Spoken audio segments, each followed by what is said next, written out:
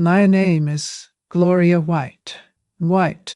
I'm 62 years old and I've been many things in this life. What yoga wife, teacher, dedicated mother. What then sold I. And, by the way, I was not a nameless body found among rocks at the bottom of a cliff. Have you ever wondered what happens when your own child, the one you generated, raised, and protected, turns into something you barely recognize? Have you ever looked into the eyes of someone you love and realized that there is no more love, respect, or memory? This story is not easy to tell, but I have carried it in my chest since the day my world turned upside down. It didn't happen overnight. There were years of small, ignored signs, of silences that screamed. I know that those who are here watching have also felt this, that something is wrong, but he does not know how to explain. Today, Mom, I'm going to tell you what really happened that weekend in Sierra Nevada. I'm going to open my heart, and maybe open your eyes too, because when the mask falls, not everyone survives to tell it, but I survived, and it was my silence that condemned him. But before we dive into the heart of this story, I need you to know one thing. There's a scene that never left my mind. I was slumped between rocks, tasting blood in my mouth, and Charles, even though he was injured, barely able to breathe, approached me with teary eyes and whispered, "Gloria, pretend we're dead." It was at that moment that I understood that it was no longer just a family dispute, nor a misunderstanding. It was a cold, honest, calculated attempt to erase our existence. And the cruelest of all, it was our own son who pushed us. Now, nay, if you're here listening to me, it's because maybe, just like me one day, you've also felt that love can turn into something else. So, did you sit down? That. If this story touches any part of you, if it reminds you of someone, of a silence, of an unresolved hurt, I ask you, leave a like and subscribe here. Not by numbers, but because telling it hurts, and I need to know that I'm not alone. Every comment, every name that appears here makes me feel that my voice still matters. And today, she will say everything. When I think about what life has become, sometimes I find myself going back to the first years I lived with Charles. We lived in Mendocino, a small town where time seemed to move more slowly. Our home was near Russian Gulch, surrounded by tall pine trees that danced in the wind and that constant smell of wood and sea salt. The house was lifted ourselves, hammer by hammer, linen, with the light wood that Charles personally chose. He always said, "A house needs to have a soul, Gloria, muis, fiastiata harmocora, not just walls." And ours did. Charles was a carpenter by trade, but he had the hands of an artist. I made tables, and not in night, I'm not. Chairs, cribs, all with a care that moved me. I taught English at the city's elementary school, Redwood Elementary. My students called me Miss White. Why? And every now and then they sent me letters with drawings of flowers and suns. I loved teaching. Seeing those curious little heads learning a new word gave me meaning. And when the bell rang, I would run home, where my boys were waiting for me. Jonathan was the first. It arrived in a cold winter, one of those in which we have to leave the oven on just, so we don't feel our bones tremble. He came strong, crying loudly, no, as if to say to the world, loud, yeah, I came to win. From a young age, Jonathan had brilliance.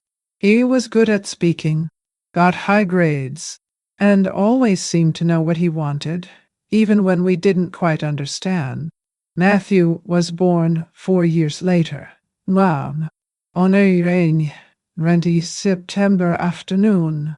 It was a longer, more tiring delivery, but he came with a meek, calm look. He was the type who spent hours assembling puzzles, observing ants or asking difficult questions for his age. Mom, why doesn't time come back? Mom, does the sea listen to us? He was poetry in the form of people. Our routine was simple, but full of love. On Sundays, the table was full. Scrambled eggs, pancakes, the bread I made with natural yeast, and the smell of coffee rising from the iron kettle.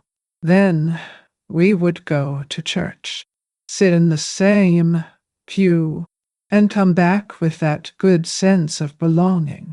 In the afternoon, we took walks along the coast, collected shells, threw pebbles into the sea.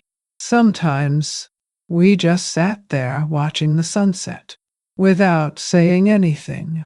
But it was as if we said everything. On birthdays, I would make apple pie, everyone's favorite. And at Christmas, our house looked like a movie set. Lights on the windows, fireplace lit, socks hanging and the boys laughing, fighting over the decorations. Charles would put music on the old cassette player, and we'd dance in the middle of the room, between newspaper-wrapped presents and crooked snowmen made in the backyard. Why, it was all so full of life that today I wonder if that really existed, or was it a beautiful dream that time took away? Because it was there, in that scenario of apparent perfection, that the small silences began. Jonathan grew up too fast. At 17, he was already planning to leave Mendocino, go to San Francisco, study business. He said that the city was too small for him. I would go to Oaxaca. You can't grow up here. Mom, I want more. We supported it. Of course. What father and mother don't want to see their child fly? But the truth is that he was moving away from us without even realizing it. Matthew, on the other hand, seemed more and more attached to the house. He preferred books to noise. He was more connected to me now. He helped me in the kitchen. Wow, what I told Alcanity home. He asked me about classes, about my childhood. Jonathan mocked.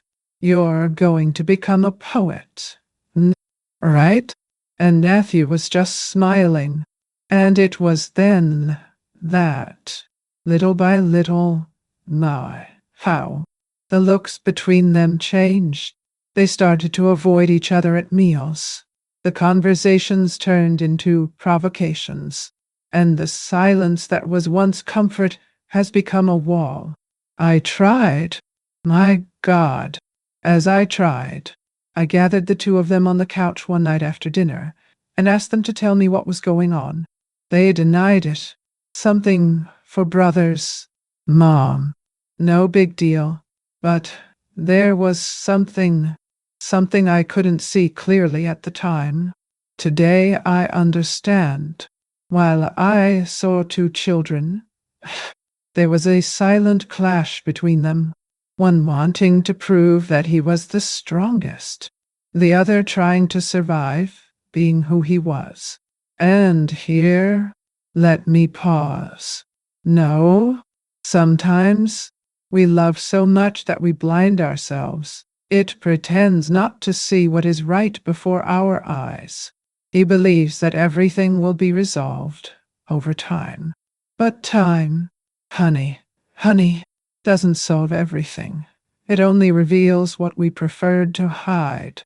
If you've ever felt like you've lost control of your own home, and the insights you captured it, or if you realize too late that something was wrong with the one you love the most, comment below. And desist.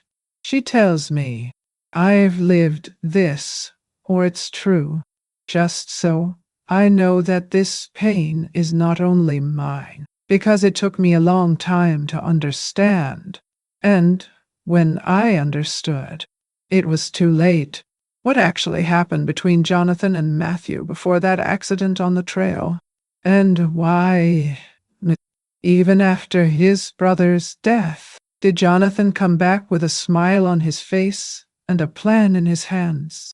There are things that only time explains, but it has truths that hurt like a knife. Matthew's death was like a blade that cut our house in half. They said it was an accident on the Redwood Trail, a silly slide on the damp rocks. But to this day, I can't accept that explanation with my whole heart. He knew that place like the back of his hand. It was his refuge. When the police called us saying they had found the body, I collapsed. Charles tried to support me, but he himself trembled like a leaf. Jonathan showed up only the next day. He said he was out of town on a business trip. He arrived with an ironed shirt, naham, clean face, smell of expensive cologne, and it was the first time I looked him in the eye and didn't recognize him. There was a cold emptiness there, a strange control, as if he had already rehearsed everything he was going to say. He hugged his father, cried a few tears, and then asked, "Have you ever thought about selling this house?" That cut me inside. Not even his brother's body had been buried, and he already spoke of the house as if it were his property. After that, it started to appear more frequently. He called, asking how we were, brought flowers, helped with shopping. No. At first, I wanted to believe that it was careful. Who knows? I thought, the loss of his brother made him value his family.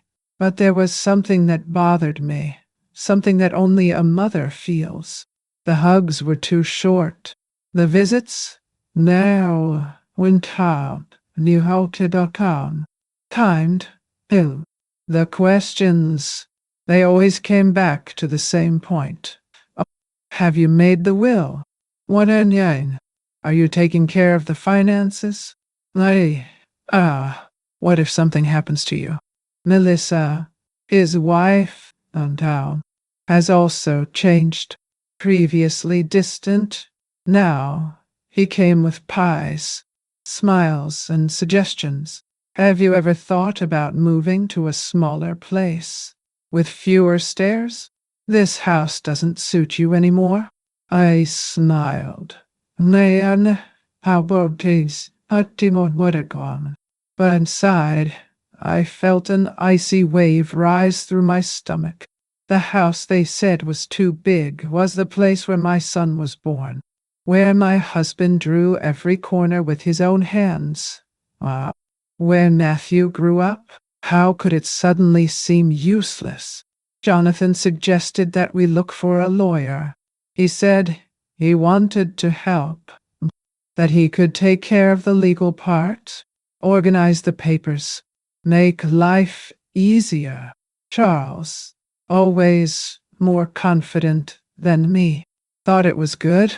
Let's listen to the boy, Gloria. He wants the best for us.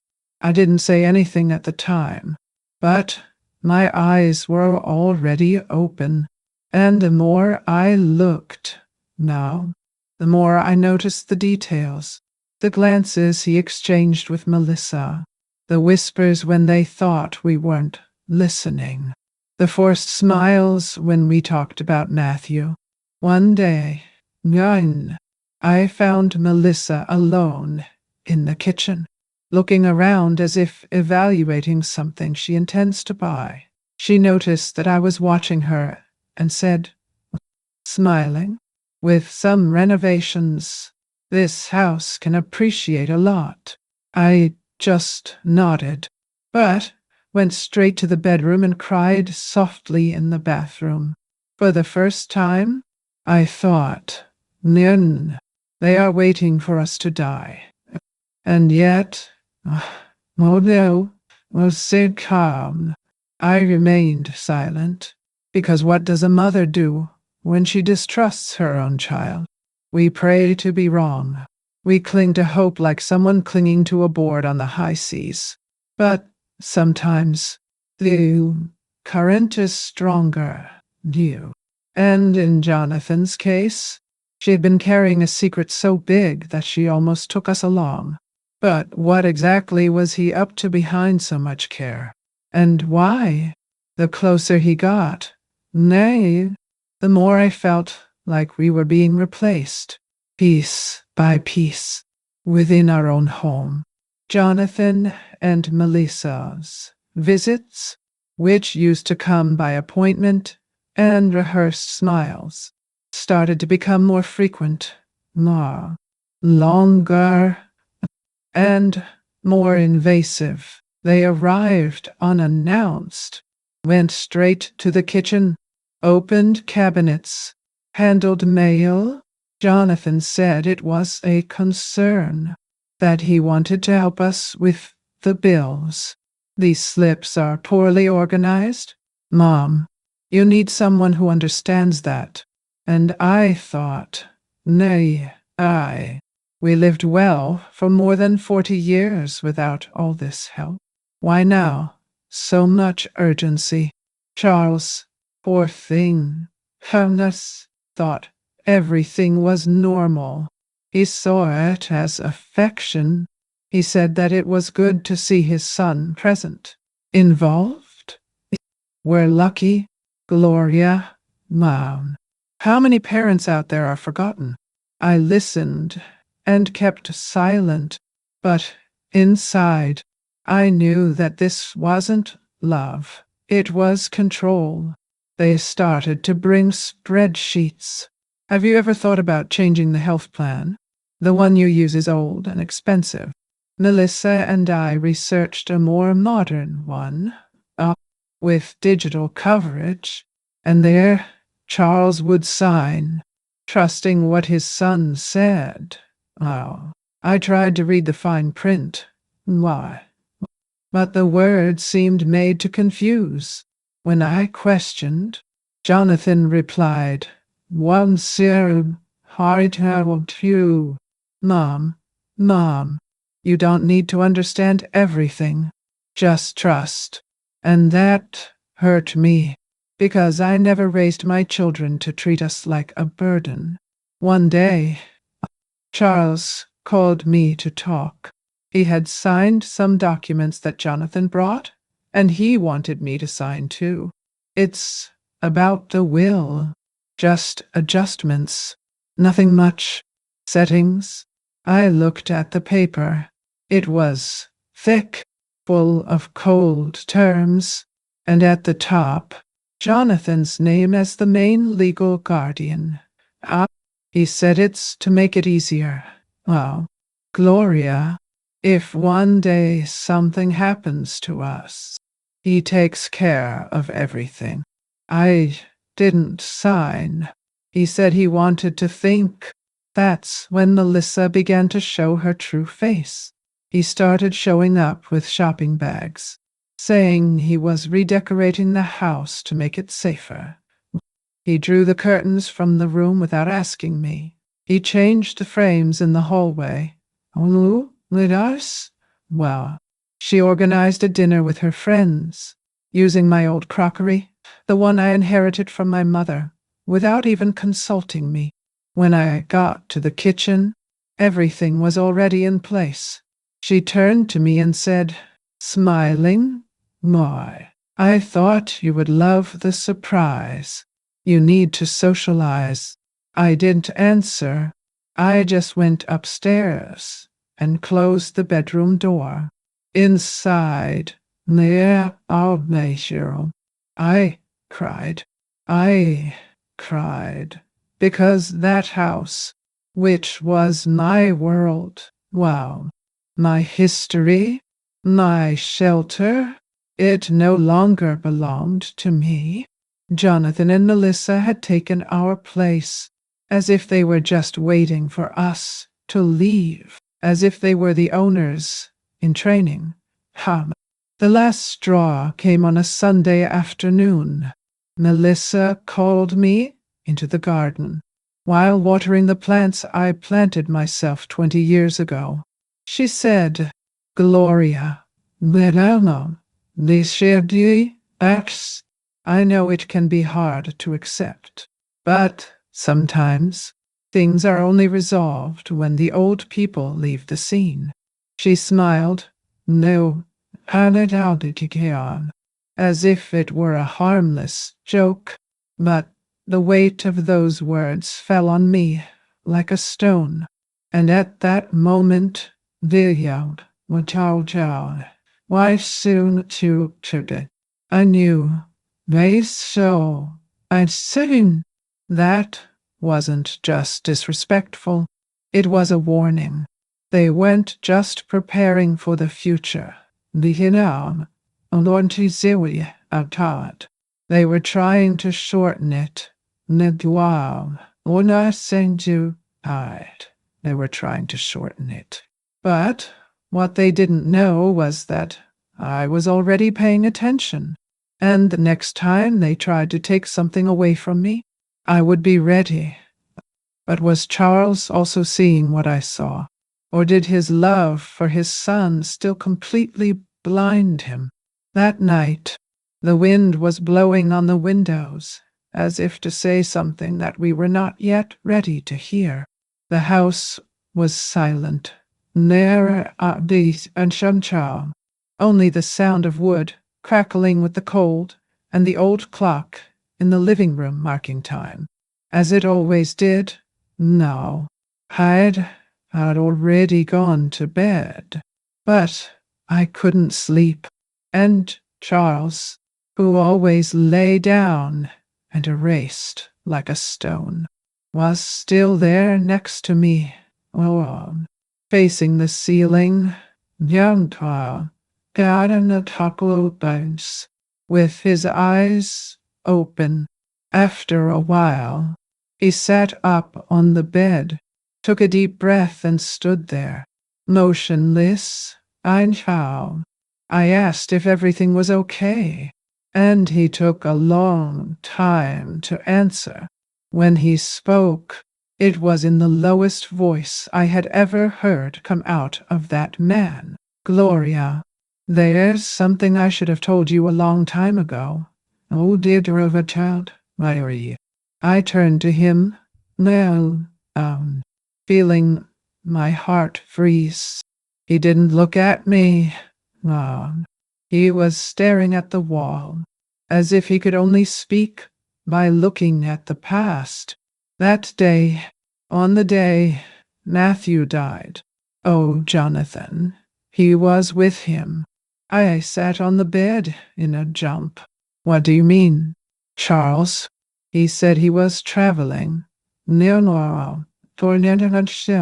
What a cab. That he had gone on business." Charles swallowed. "No, he lied.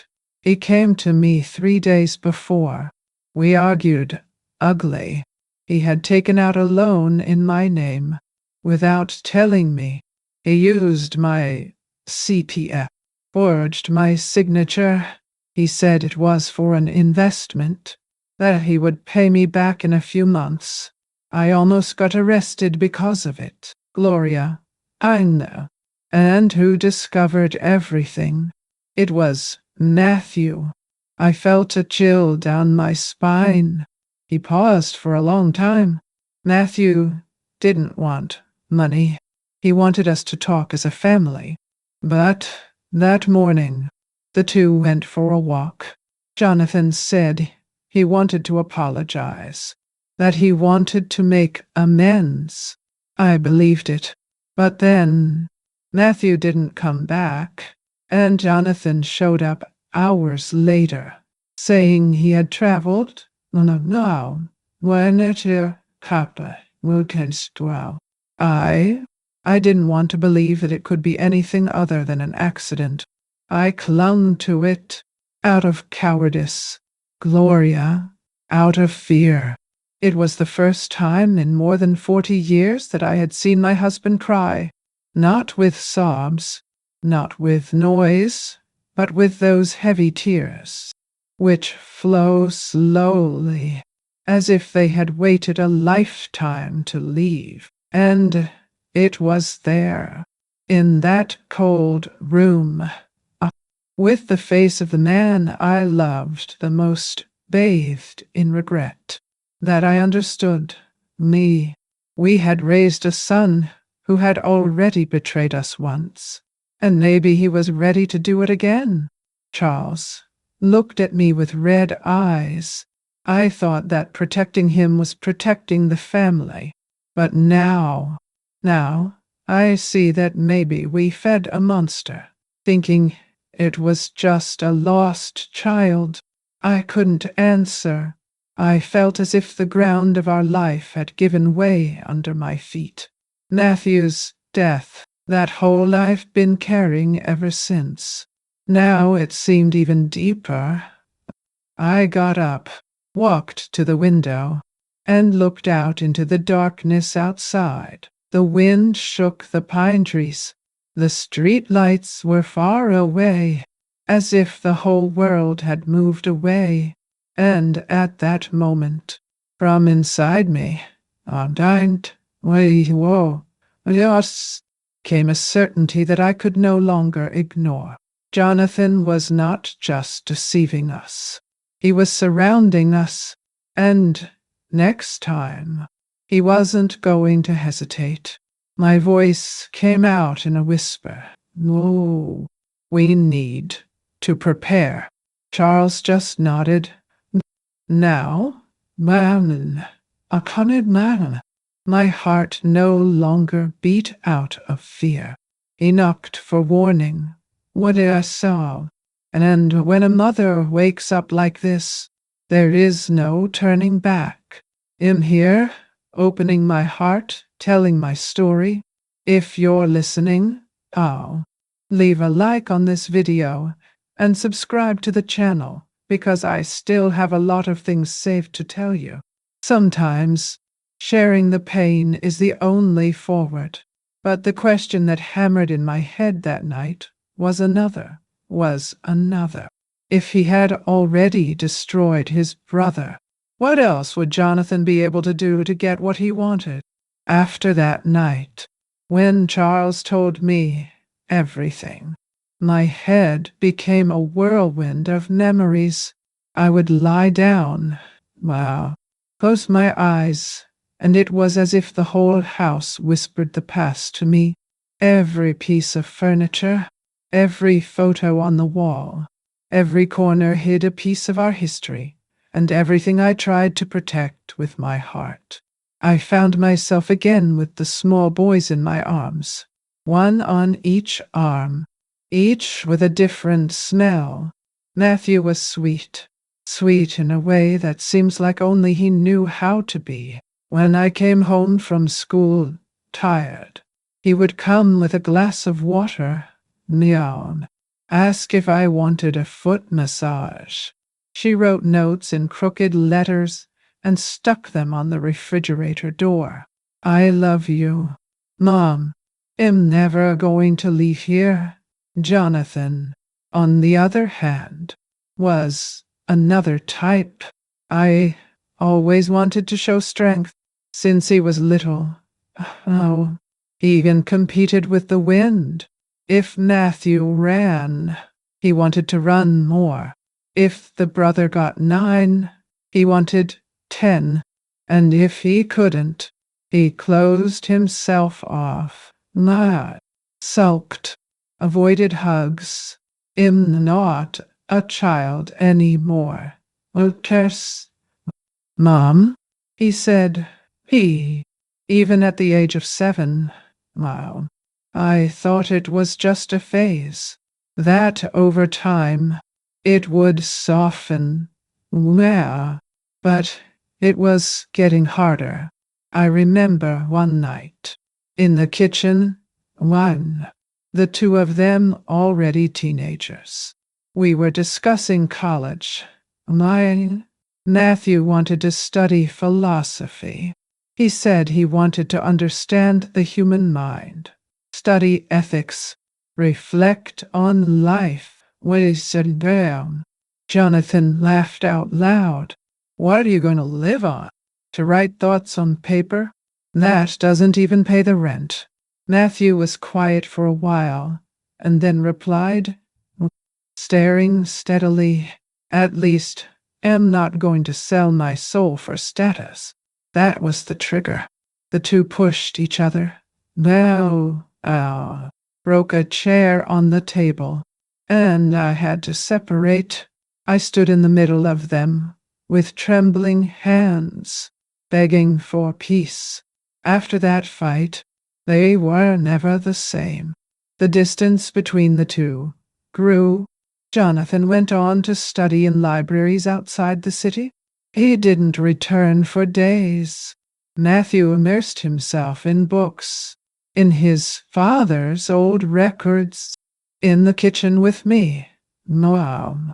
And deep down, I knew each one tried, in their own way, to escape the pain that the other caused.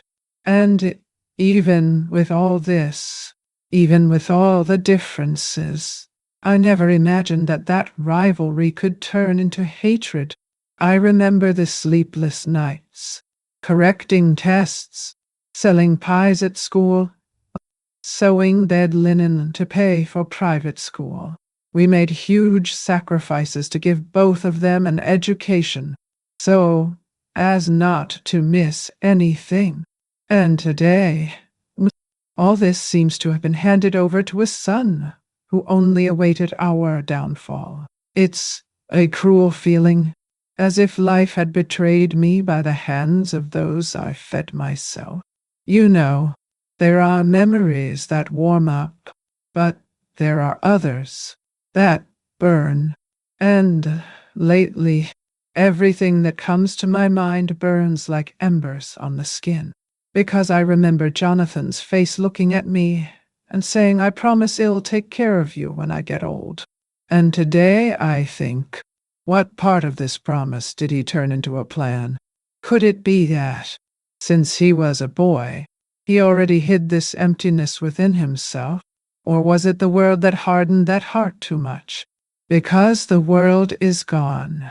Maybe I still have time, but if it was him, so what awaited us was darker than I imagined. It was on a cloudy Thursday morning that Jonathan called us to Santa Rosa. He said that he had scheduled a meeting with a very good lawyer, specialized in succession planning. It's just to keep everything organized. Nom, and he said, one was our nefastermea, or dreams still calm, smiling in the way that gives me the chill today. That way you don't have to worry about anything. Charles readily agreed. Since that conversation about Matthew, he had been quieter, more introspective. Nanano dies. I think part of him was still trying to salvage something from what was left of the relationship with his son. As for me, I went because I needed to see with my own eyes how far it went. The office was beautiful, all glass and light wood. The receptionist treated us as if we were celebrities. And the lawyer, a blonde, thin man with a trained smile, already had everything prepared. We sat down at the large table now, and he began to explain, in soft terms, what that New Testament would be. We are just formalizing a heritage protection plan. Everything will be in your name, but with easy access for the direct heirs, avoiding bureaucracy in case of emergency. Jonathan already had a pen in his hand. Melissa, sitting next to him, when he saw it, just nodded. Why did I doing? As if she had heard everything before. I looked at Charles. He squeezed my hand lightly. It's just a document. Gloria, I was in. Trust me. Signed, Nelby. We left there with a blue briefcase in our hands and a strange taste in our mouths. Something in me screamed that it wasn't right. But when you live so many years with someone, sometimes we lend our trust just so as not to open another wound.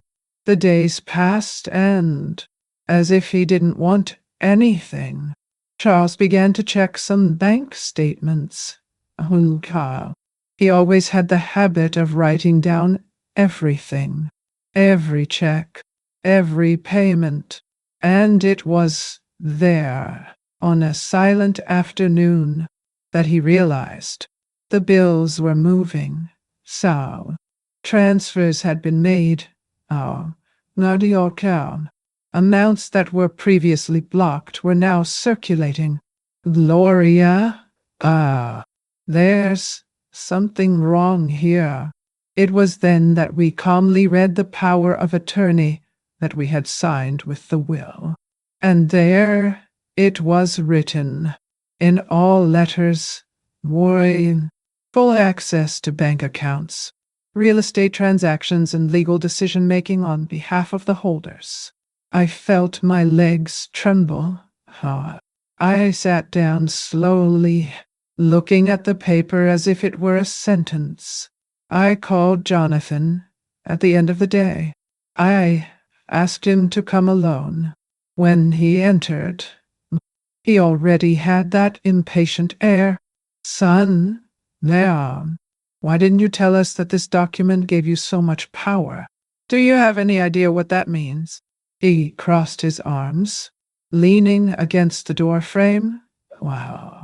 Mom, no. You want to live forever. Someone has to take care of things. I'm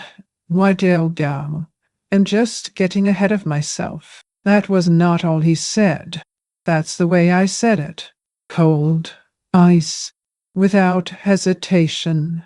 As if I had already memorized that phrase. At that moment, something inside me died, because it was no longer a matter of distrust. It was certainty. Jonathan was no longer waiting for life to take its natural course. He was pushing time with his bare hands, and I knew that if Charles and I didn't act soon, we wouldn't see another winter together. Sometimes the one who smiles at you the most is the one who has already dug a hole in you. And if you've been here so far, listening to this story, I dare to seem to I'll tell you when I say what you high, and he stay a little longer. What comes next is what changed everything, because that's when I found Matthew's hidden notebook, and I understood what he knew before he died. At first, I still wanted to believe that it was overkill in my head. that Jonathan was just being practical, that this coldness was a crooked form of worry. But after that answer, he won't live forever. Something in me turned to stone. I couldn't pretend anymore. I couldn't think it was just his way anymore. It was flat, man. It was intention. And it was not new. Charles, after the discovery of the power of attorney, spent days in silence. I sat on the chair on the porch and stared at the sea as if looking for an answer on the horizon. I saw the pain on his face. It wasn't just because of his son's betrayal. It was also because of guilt, because he felt like he had let it happen. I should have listened to you before. My goodness, Gloria, Nanai, you've always seen what I didn't want to see. But it was not the time to point out mistakes. It was time to react. And that's when, going through old boxes in the attic, on one of those mornings when we try to distract ourselves so as not to go crazy, I found something that made me stop. Matthew's blue notebook. Wow. It was one of those hardcovers, with the edges already worn. Worn inside. I scribbled sheets with running letters, ink-stained fingerprints, poems, thoughts, but also notes, dates, names, and a word repeated several times. Lone. Neo. I sat on the floor and started reading. Each page was a punch. Matthew had figured it all out. He knew about the loan Jonathan had made in his father's name. He knew about the veiled threats, the lies. In a note, he wrote, I said she named and large, so what if anything happens to me? It was no accident. My body froze. His handwriting was there, steadfast, white, underline, like a cry for help swallowed by time. And at that moment, I knew that Jonathan hadn't just taken our money. He had taken our son. That page was more than memory. It was proof. And I started to think, if he had the courage once, why would I stop now? It was there that everything inside me was transformed. Fear became a focus. Pain has become surveillance. And if you're still here, listening to this story so far, stay with me, because what happened in the following days was what separated my life between before and after. That's when Jonathan invited us for a weekend in Sierra Nevada. He said he wanted to spend time with his family. I said it was going to be special. And it was. But not in the way he planned. Because before he pushed us off that cliff, I already knew. The call came on a clear Tuesday, when the world seemed to pretend that everything was peaceful. I answered with that knot in my chest that had already become routine. On the other side, Jonathan's voice was soft, too sweet. Ma, Melissa and I are preparing a surprise for you. A special weekend there in Sierra Nevada. You always talk about how you loved that trip at the beginning of your marriage. Remember? The memory came like an old breath. Me and Charles Younger, penniless but full of desire, camping under the stars, eating bread and cheese and laughing at everything. But now, the same place was the scene of something I couldn't name. Charles accepted on the spot. It's going to be good for us. Gloria,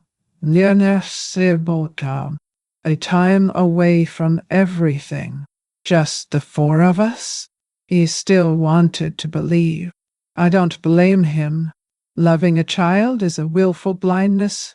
We refuse to see it because our hearts can't take it. But mine was already watching. I smiled on the outside. But on the inside, I started to act. That same afternoon, I grabbed my old leather bag, hidden in the back of the closet, and started assembling a suitcase he could never have imagined. I put basic medicines, a flashlight, 2 bottles of water. I took my old cell phone, the one that no one knew still worked, and left it charging. Then I went down to the basement where Charles kept his church junk and found the tape recorder he used in the services. It was dusty, but it still turned on. Now, I tested an old tape, recorded, now on down. That night, I waited for Charles to sleep and sat at the kitchen table with my hand shaking on the paper. I wrote a letter, long, no rush, addressed to my sister, who lives in Sacramento. Wow. In the letter, I couldn't kill your child. I told you everything, from Jonathan's strange behavior to the suspicion about Matthew's death. I explained the will, the power of attorney, the bills, the conversation in the attic, and finally, I wrote in all letters, if something happens to me and Charles this weekend, go to the family's lawyer and deliver this letter. Our life may depend on it. Folded carefully, I sealed the letter and hid it inside the safe, along with a picture of me and Charles. If everything went wrong, someone needed to know. And even doing all this, I felt a deep pain in my chest, a pain that only a mother can explain, because preparing myself against a stranger would be cruel. But prepare me against a child. It tears us up inside. You know, there are moments in life when we realize that we are alone, even surrounded by people. Alone with the truth that no one wants to hear. Alone with the intuition that hurts, but never lies. If you've been through this, if you've ever needed to smile at someone while your soul screamed for help, write down below just so I know I'm not talking to myself. It can be, I know how it is. I understand you. It's true. Anything. Because I'm here telling you this, but that week I felt invisible, and the trip, that celebration that Jonathan had planned, was getting closer and closer. The question that kept popping into my head was, what had he already planned? And even more, what did he still hide? We woke up early that Saturday. The sky still gray and heavy, as if even he knew something was wrong. Jonathan arrived driving a black SUV that he had never mentioned before, rented for the occasion, she said, smiling. Melissa wore a light pink sweatshirt, impeccable makeup, and carried a picnic basket in her hands. Everything was so perfectly staged that it hurt my eyes. On the way to the Sierra Nevada, I'd so much to try, and they would crack jokes, comment on the view, and put on a playlist of old songs. Some I used to sing in the kitchen when the boys were little. Remember that, Mom? Jonathan asked, with that smile that no longer deceived me. I responded with a wave, pretending not calm. Like him, Charles was next to me, tense but silent. He knew it too. We stopped near the Donner Canyon, where the trail narrows and the wind seems to push through the trees.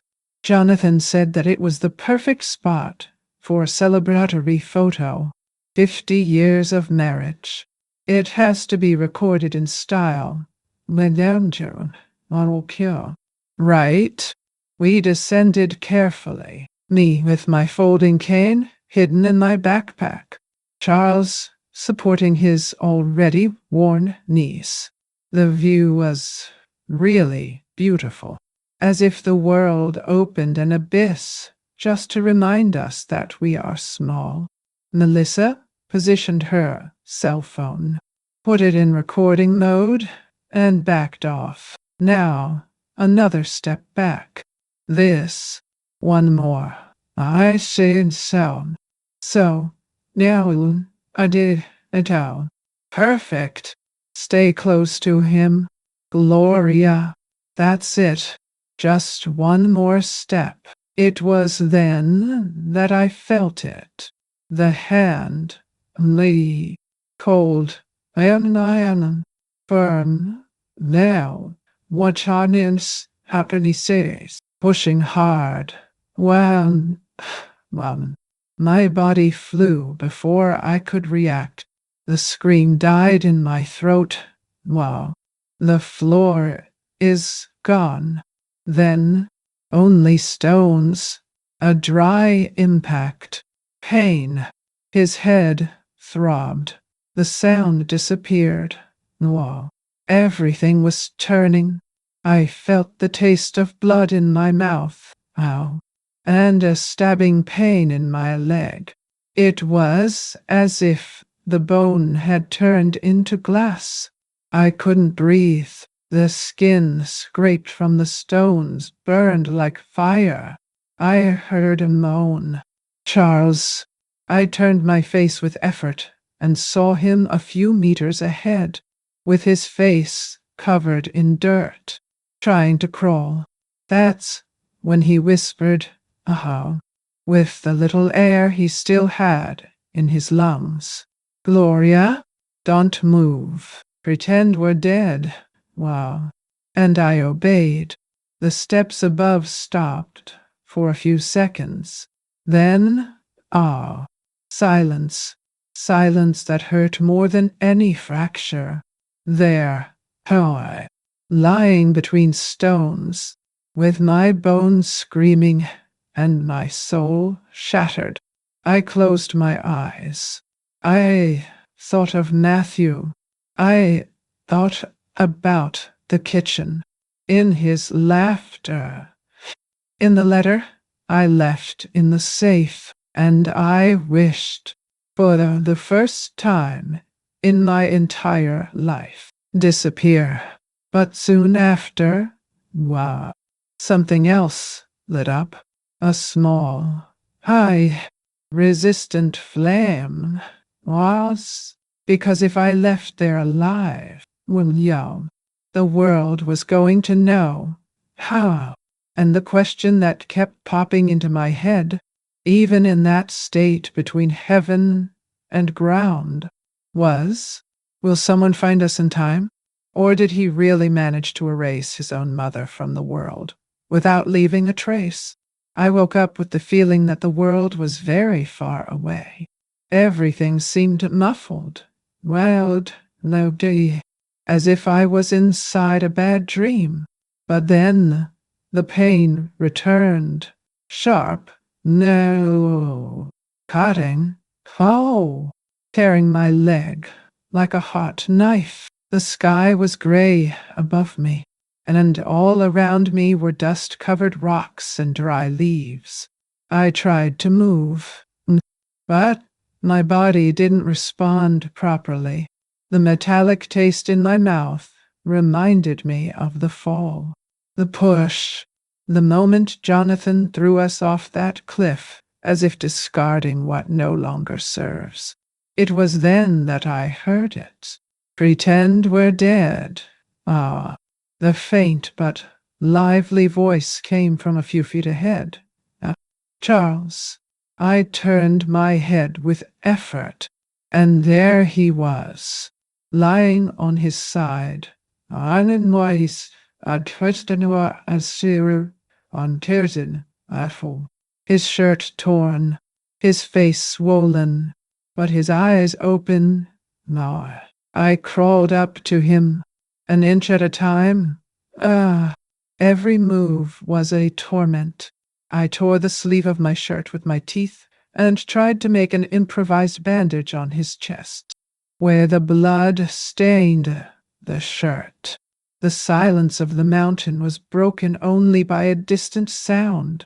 And then voices. You pushed too hard. Jonathan. They could still be breathing. They fallen. Melissa. And down.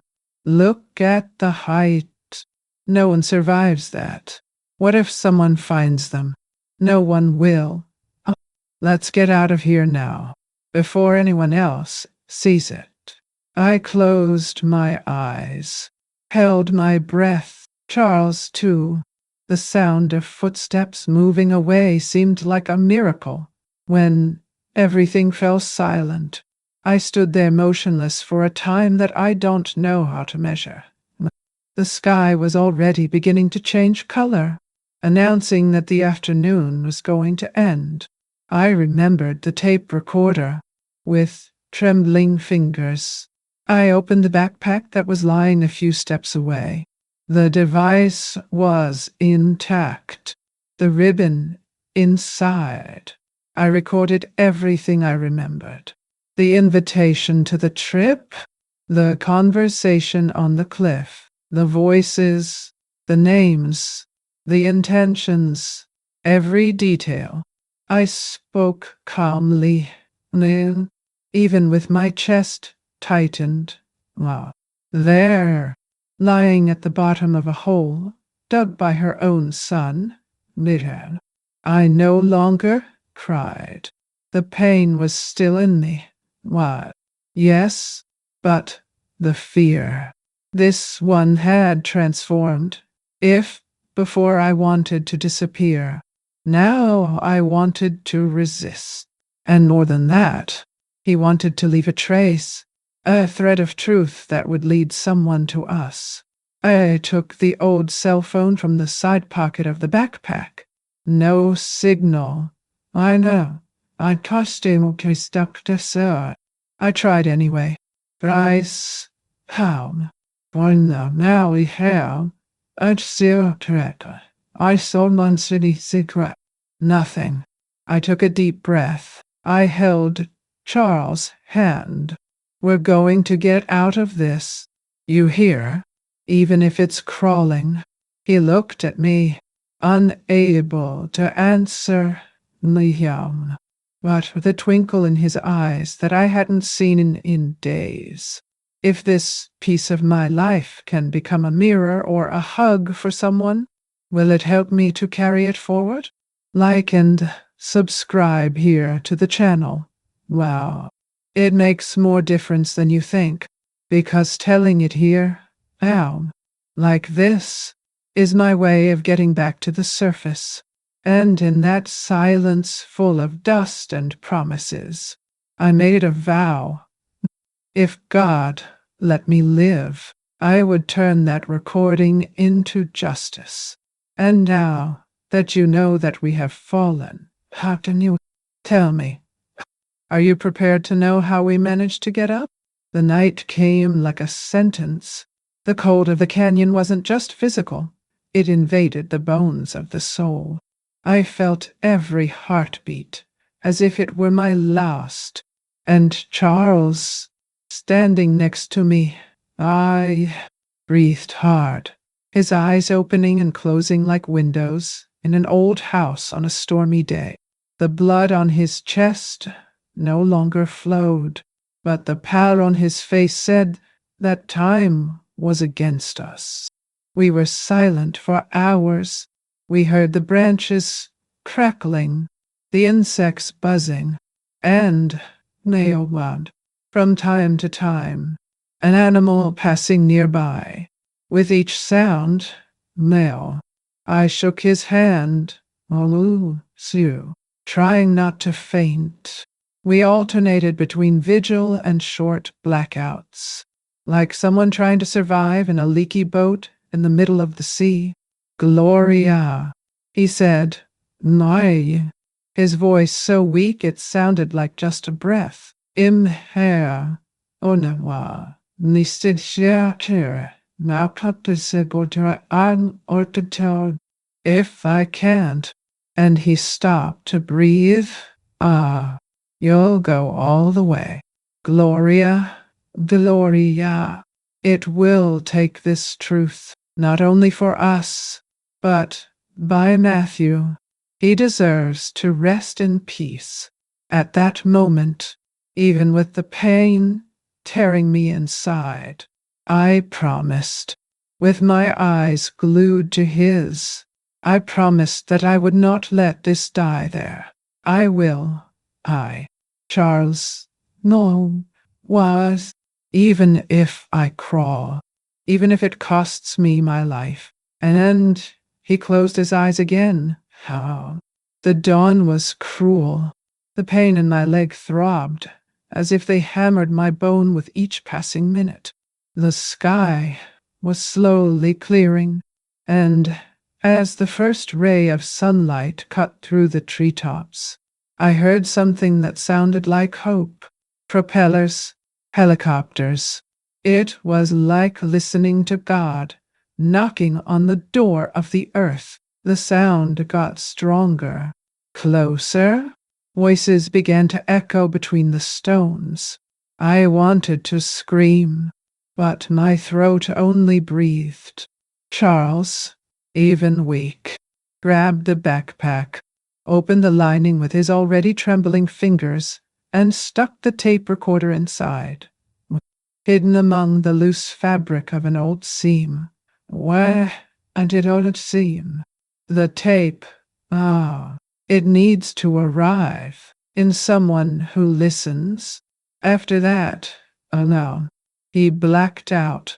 Minutes later, I felt hands touching me, agitated voices, calls for help, people saying there's a pulse. Anan, Anna, I they're alive. I was losing consciousness, but before that, I heard the voice that made me tremble inside. Please save my parents. Jonathan, he screamed with stage desperation, ran from one side to the other like a desperate son. Melissa cried in the arms of a firefighter. No, Hansuwaya. There you what house.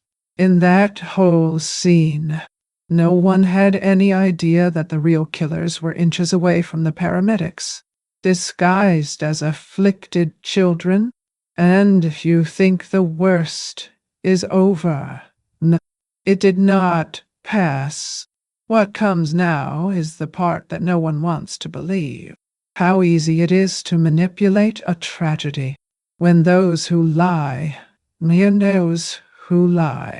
cry better than those who suffer. I woke up to the sound of a monitor beeping and the white light of the room cutting my eyes. My body felt like it was made of cracked stone, arms bandaged, his face burning and throbbing, and his mind still caught between dream and memory. It took me a while to understand where I was. Sacramento Regional Hospital. The memory of the cliff came back like thunder, and with it, a desire to close my eyes and pretend that it had all been a nightmare. But it wasn't. I was alive, and that meant one thing. The war was not over yet. The first voice I heard was hers. Jonathan, she will not survive.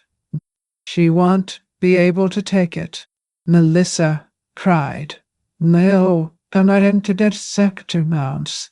But the crying was strange, rehearsed, as if each sob had been trained in front of the mirror. I tried to keep my eyes closed. Feigning weakness was my shield now. It was an accident, Jonathan said, in a lower tone, as if he was convincing himself. Wadi. Then he approached my bed. I felt her presence next door, the smell of expensive perfume, the sound of breathing too calm for someone who had almost lost her mother. He whispered, "Oh, you should have been silent, Mom, just like Matthew."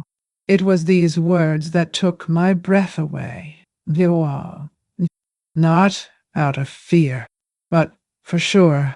The silence in the room was broken only by the constant beep of the monitor, and for something Jonathan didn't notice.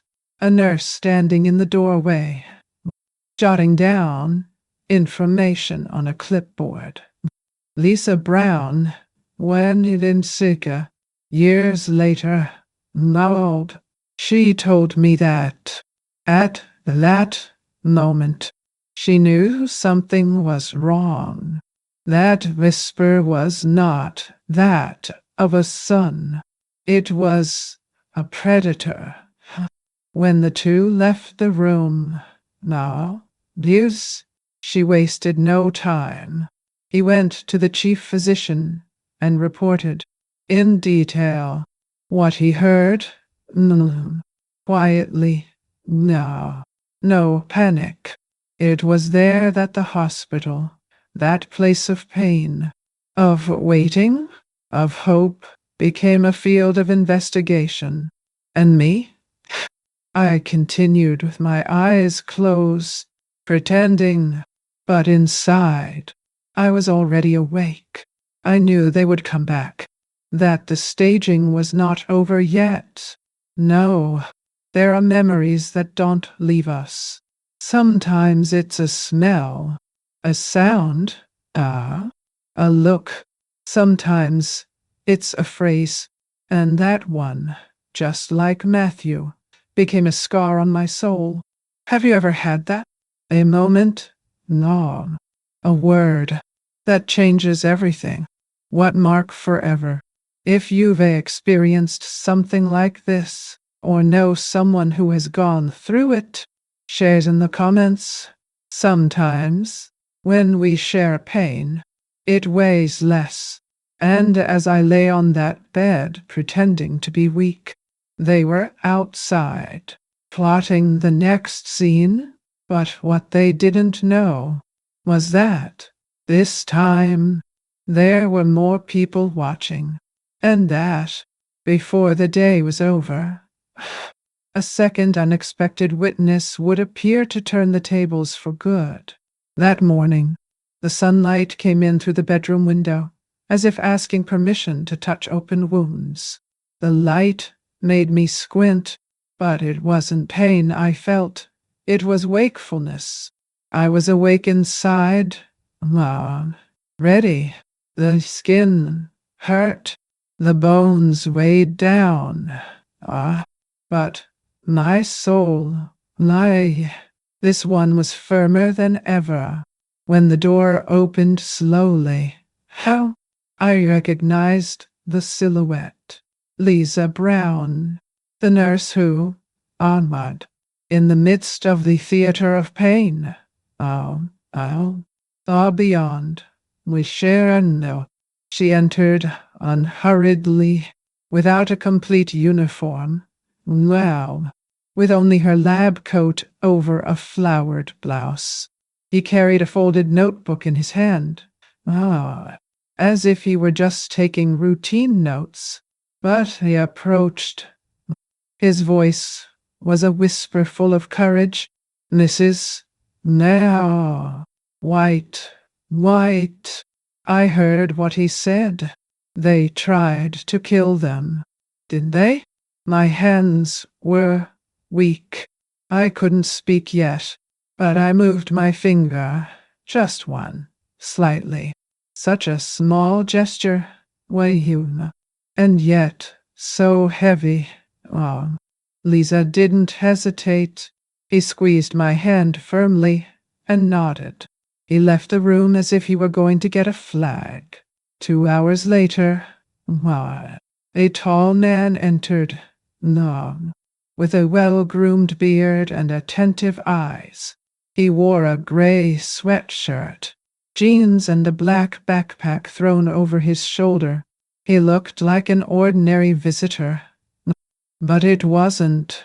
My name is Mark Holloway, he said quietly, approaching my bed. I'm a local detective in town. I came as a civilian so as not to arouse suspicion. I couldn't smile, but I think my eyes said it all. Lisa was next to him, firm, and what, Jersenerses, and she was the one who put a pen and paper between my fingers. His hand trembled now. His arm felt like lead, but with effort and time, I managed to scribble. There is a recording in the backpack. Bring it. Mark read it. Liu looked at Lisa, and they both left without making a fuss. The time between that note and their return seemed like an eternity. When they returned, they had their backpacks in their hands. My old brown backpack, battered by time, but intact. Lisa searched carefully, opened the ceiling that Charles had prepared, and took out the tape recorder. Mark led him to the clinical staff room. He connected to a stereo. The ribbon spun, and then, the voices came. Clear, one, cow, sharp, sharp, no, now another step back. You pushed too hard. Jonathan, no one survives this. Silence. Then, nervous laughter. Eyes. The tape not only showed the push, showed that there was intention. It showed that it was no accident. Mark stood still for a while, eyes closed, listening to the end. When she finished, she looked at me, still lying on the bed, and said, "Now we have everything we need." And we soon cried, "There's Janton."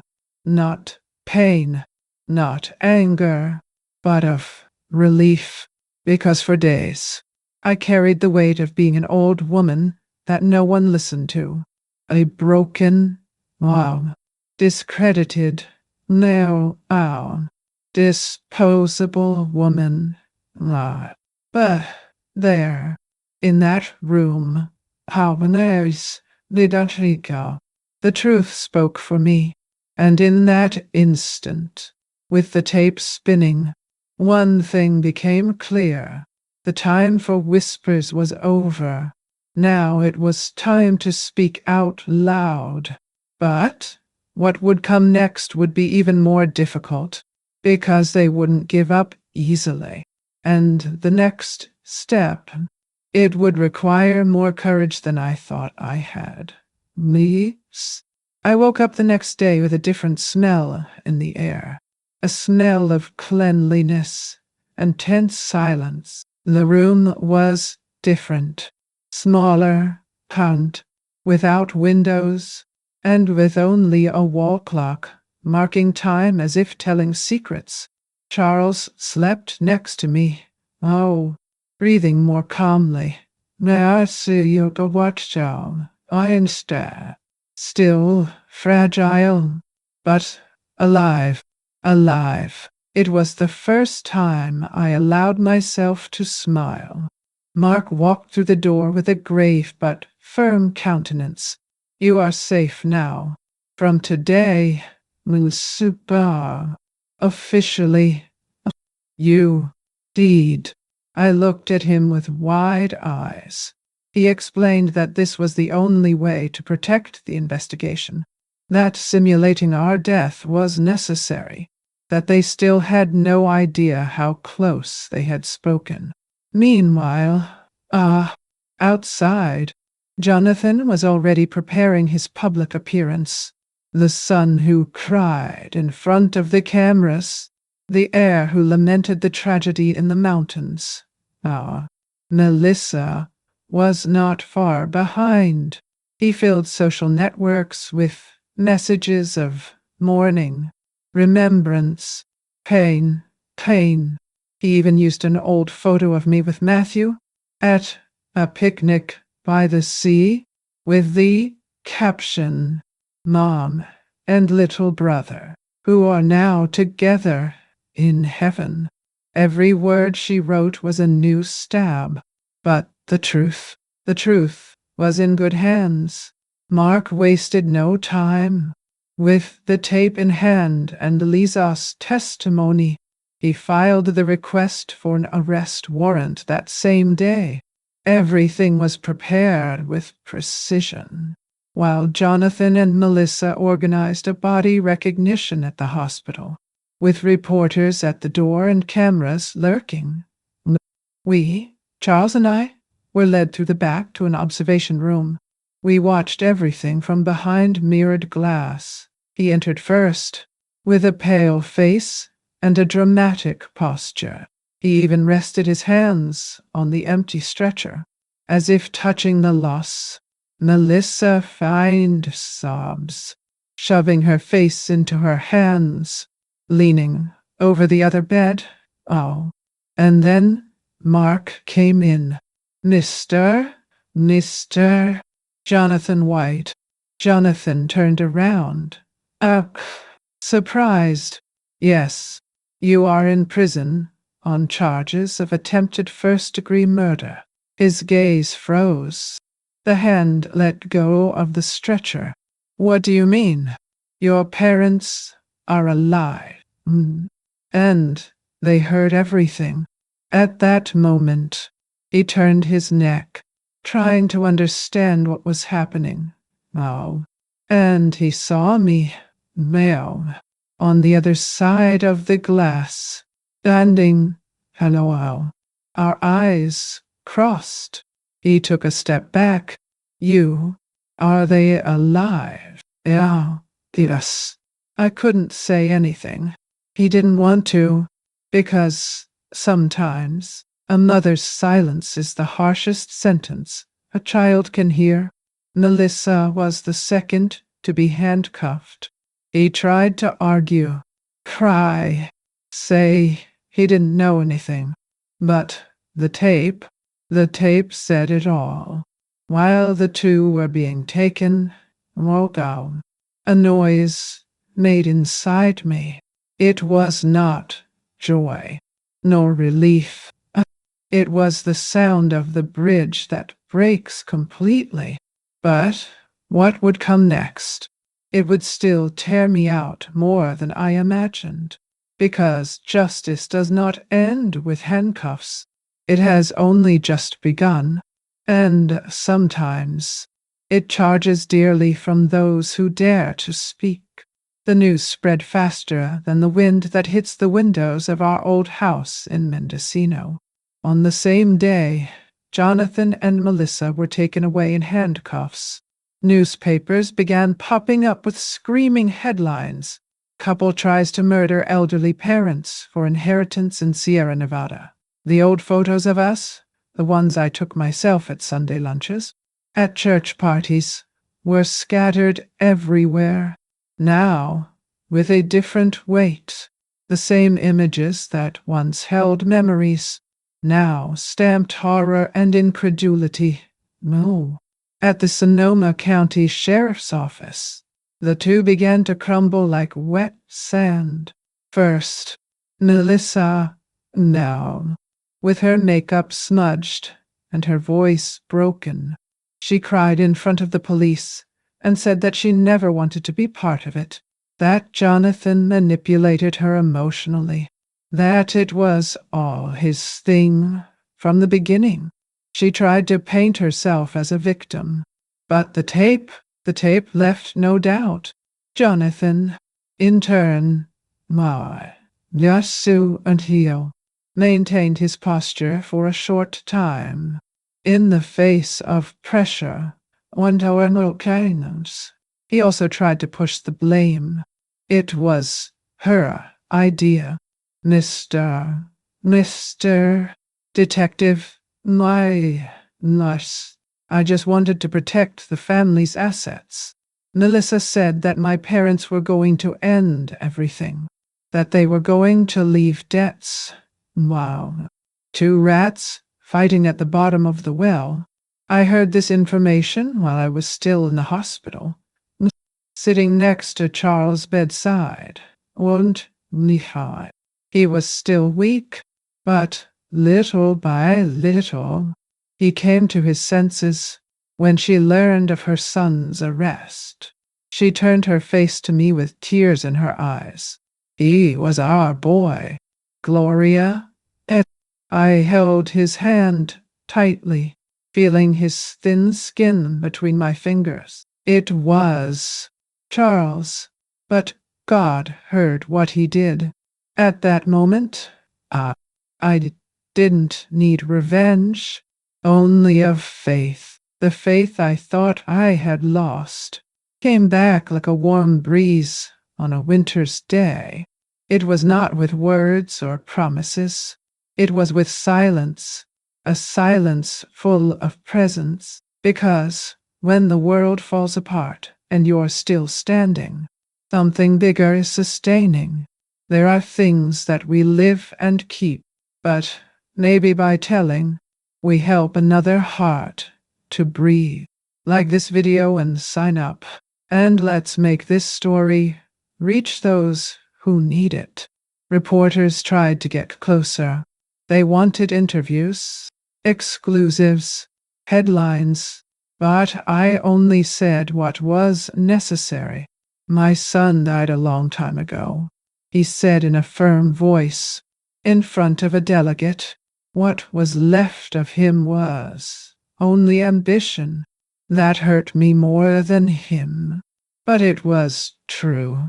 The police were already setting up the process. The tape,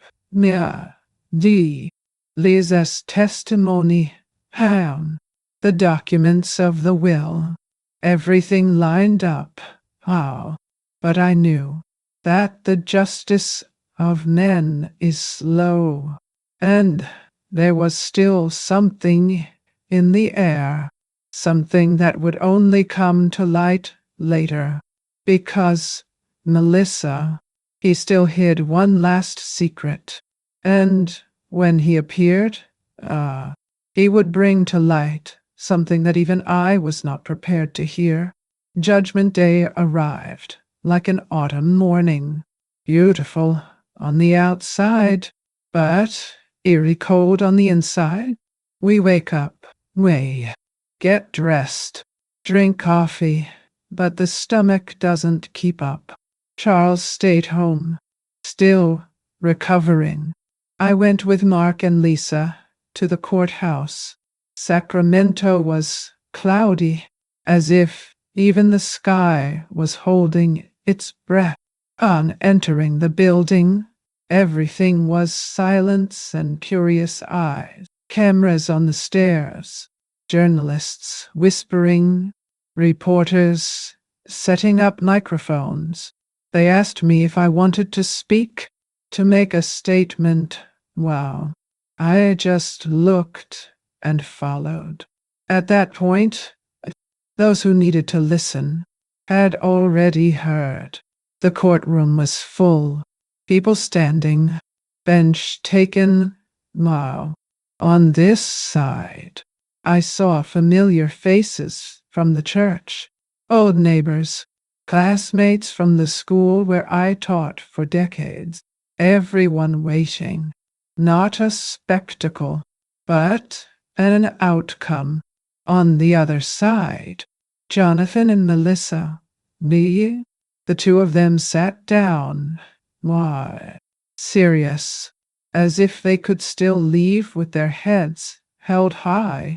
When they called my name, I stood up slowly, the cane firm in one hand, arm, the other in the chest. I walked to the pulpit. The referee greeted me with a slight nod. The prosecutor's lawyer looked at me with respect. I started talking. Take it easy. With truth, I told him about the trail, of the stones, of the push. From Charles' whisper, and I didn't shed a tear. When the defense attorney stood up, Mom, his question came disguised as kindness.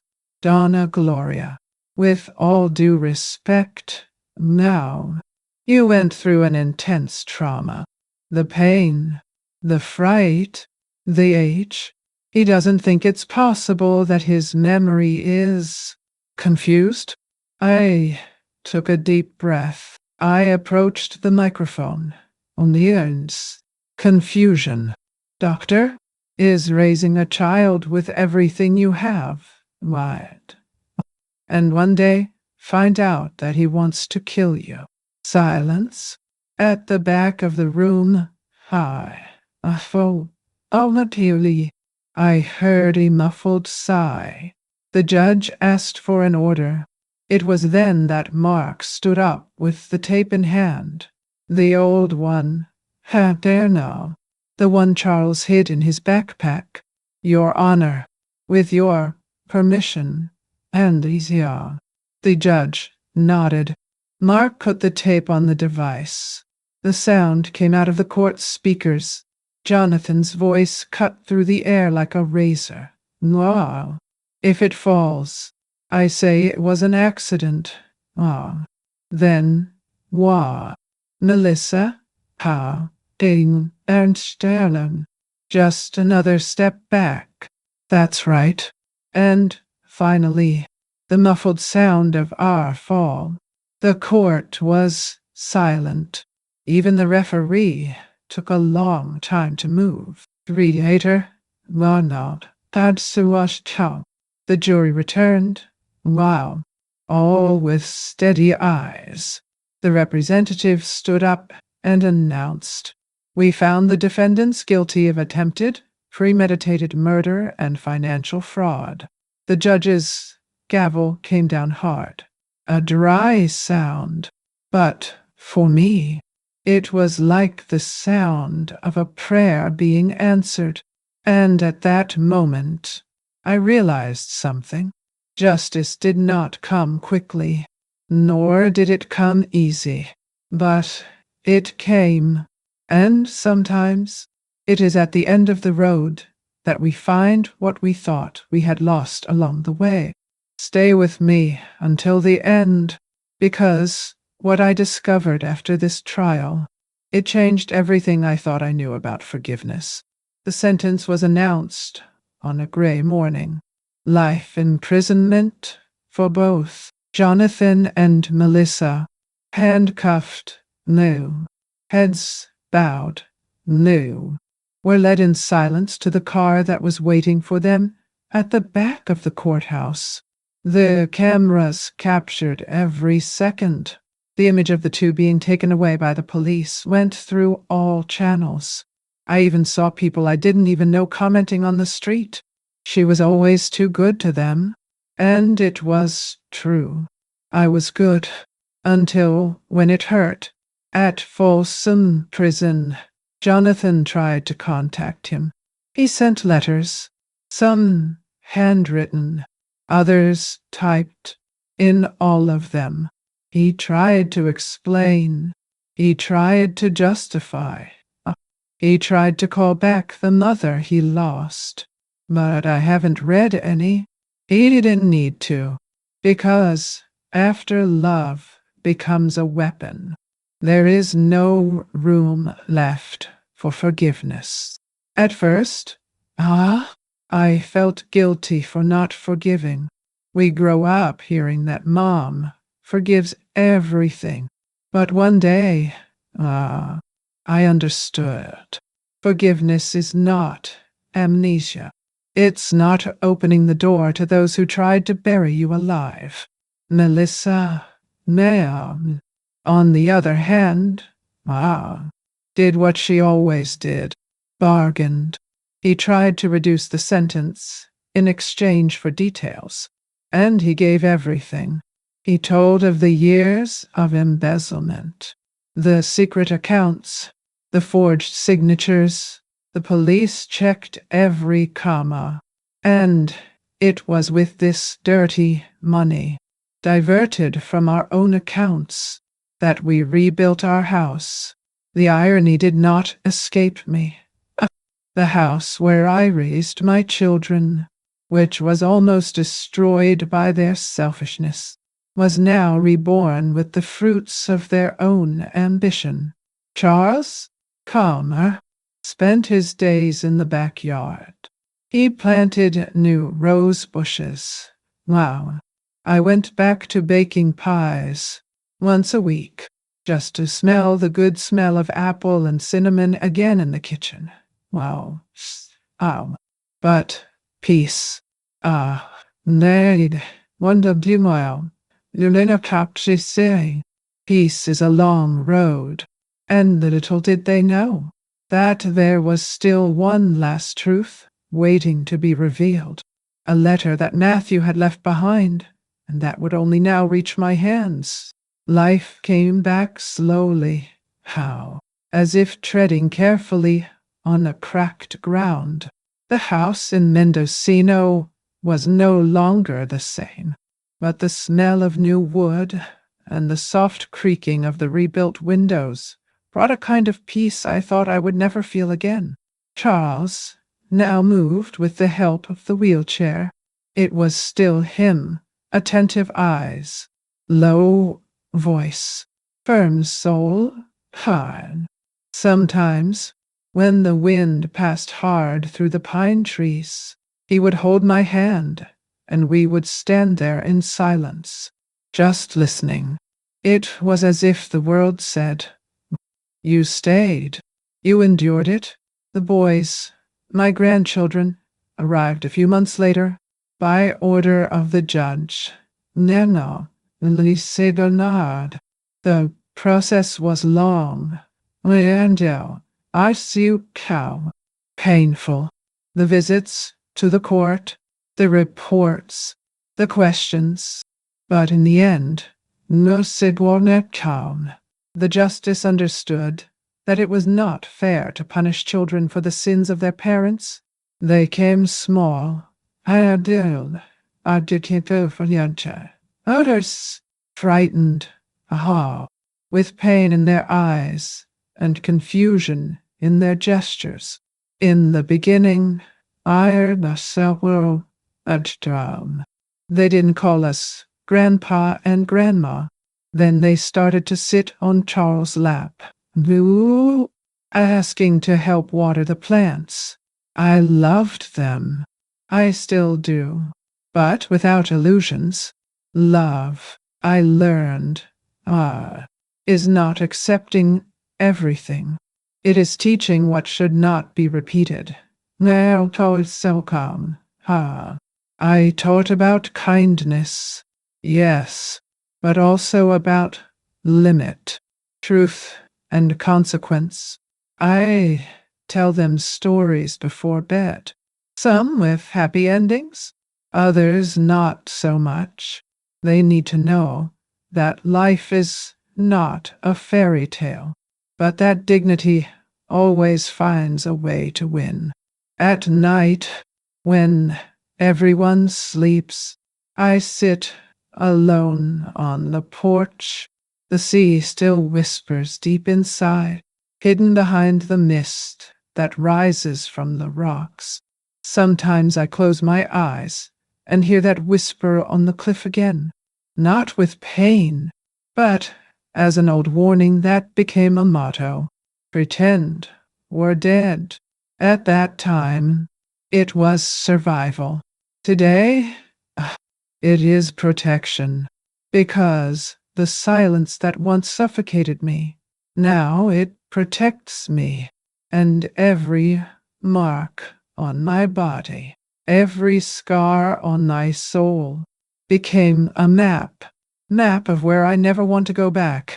And when I look at the sky, when I smell the wet earth after the rain, I know I'm not the same woman who fell off that cliff. I was reborn deep within it.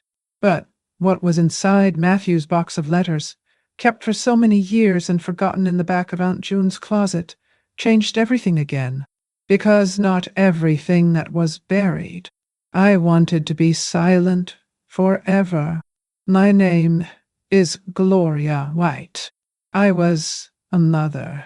Neared to children. At another chance, I was a wife. I was a teacher.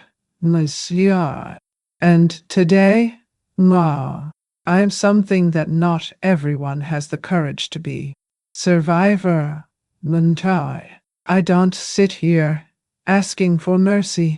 Everything I experienced, every tear hidden in the pillow, every silence that hurt me more than screams, brought me to this moment. My son tried to erase me, to push me into oblivion, but it was at the bottom of that cliff, among blood and stones, that my strength was ignited. One. He thought that silence would silence me. Little did he know. It was my silence that condemned him. Charles, my life partner, Chandian, is still by my side. My quieter, no, more fragile, but with that same firm gaze that held me in the darkest days. Our grandchildren grow up in a home where love is not an obligation. It is a choice. None. And every flower in the garden, every dish on the table, every story told before bed, it is a reminder that we have been reborn. The biggest lesson from all this? True love never tries to dominate, nor steal, nor destroy. True love cares, respects, is present even in silence, and forgive. Forgiving is not pretending that nothing happened. It is freeing one's own heart from the prison of hatred.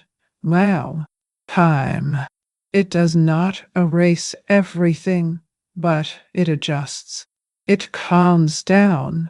The righteousness of the soul is silent, but when it comes, no one can ignore it. If you have listened to me this far, if you have walked with me on this road of pain and rebirth, thank you very much. You kept me company. It helped me tell this story. And if she touched something in there, leave a like, which is like a tight hug on these cold days. Sign up too, so you can come back for the next coffee with me. And tell me in the comments, where are you listening to me from? Which corner of this world welcomes you today? I want to meet you, because here, in this space, each name has value. Activate the bell, too. See? That way you don't lose when the coffee is brewed again.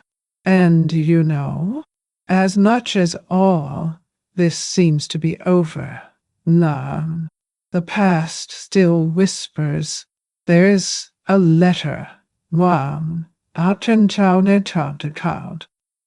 forgotten, written by my son, Matthew, before he died. A letter that perhaps reveals things that never came to light. But it's a subject for another story. Don't go away yet. Listen to the next true story that will appear on the screen. What? Always remember, Wanding Town, Yusiwil Abosika, Labadi Sarchansana Town. Each wrinkle tells a story, and each story carries a strength. Watch the next video here on the channel with another incredible story.